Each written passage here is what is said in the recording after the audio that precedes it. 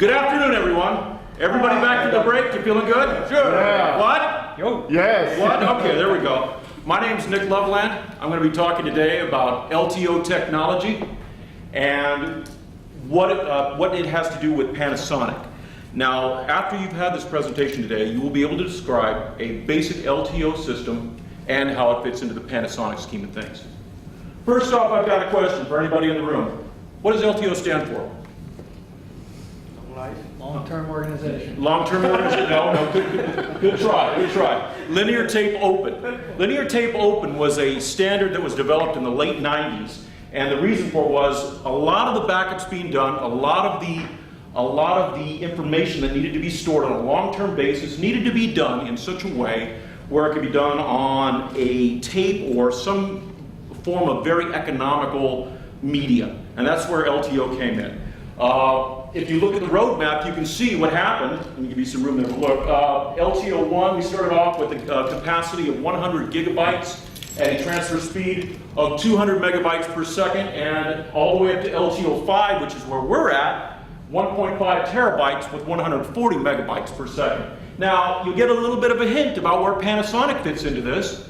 Look right there, it says video recording time. That's a new thing for LTO 5. Being able to take and record standard def and high def information onto a tape media. Remember, this is not for instant streaming. This is meant for long-term archival and restore at a later time. A good example would be legal files, something you have to hold on to for 15, 20 years. Well, LTO's got a bench life of 30 years, so it fits right into the scheme of things.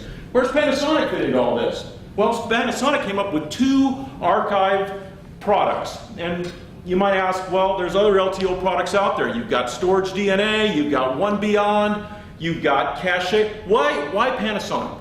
Why do we want to all of a sudden come along and make our own LTO system? Well, here's the kicker. We're doing it with a software-only package. If the customer has their own hardware, which we'll give them the specifications on, they can come up with their own software provided by us, $5,000 for the archive software and $2,500 for the ingest software, and they'll have their own LTO system. That's the beauty of the Panasonic archive software package. Here's a little bit deeper look at it. What we're doing right here is we're taking a P2 reader, a PCD35, and we're ganging it up with a PC mounted with our Archive Manager software. If you only have P2 infrastructure, you don't even need to worry about using the Ingest Manager. Ingest Manager is for taking a Blackmagic DeckLink card with baseband in, anything that's tape-based. If you've got old 3/4 inch, if you've got anything that has to do with tape that you want to ingest into our system, you can do it with the Archive Manager. Going a little bit further, you can see that we can connect them directly. Each unit, by the way, has to have its own PC. And the beauty of this system is we have a third option, which is called our SQL Express, where you can take a PC and catalog each individual tape, whether it's loaded or whether it's not, making it a perfect solution for somebody who's got hours and hours of media that they need to have backed up. This slide is showing exactly what's needed by the customer. A little bit of redundancy here, but in case there's any confusion, again, what we offer, the AJSF100, which is the LTO archive software at $5,000, and the AJSF110, which is the video ingest software at $2,500. There it is in a nutshell, folks. The LTO Panasonic archive system. I thank you very much for your time. Thank you.